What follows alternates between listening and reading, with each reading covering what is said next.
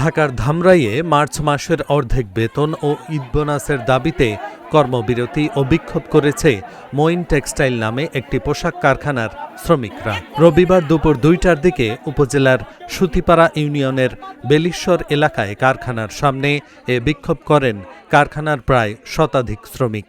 শ্রমিকরা জানান সকালে তারা কাজে যোগ দেন। এ সময় তারা কর্তৃপক্ষের কাছে মার্চ মাসের ১৫ দিনের কাজের বেতন ও ঈদের বোনাসের দাবি জানান। তবে এতে কারখানা কর্তৃপক্ষ পাওনাদি না দেওয়ায় তারা কর্মবিরতি শুরু করেন। দুপুর ২টার দিকে কারখানার বাইরে একটি আঞ্চলিক সড়কে অবস্থান নিয়ে বিক্ষোভ করেন তারা। এদিকে কারখানা কর্তৃপক্ষ বলছে নিয়ম অনুযায়ী মাসের বেতন পরিশোধ করা হয়। ফেব্রুয়ারি মাসের বেতন গত ১৩ মার্চ পরিশোধ করা হয়েছে।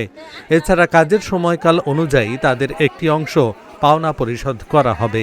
এদিকে খবর পেয়ে ধামরাই থানা পুলিশ ঘটনাস্থলে আসে।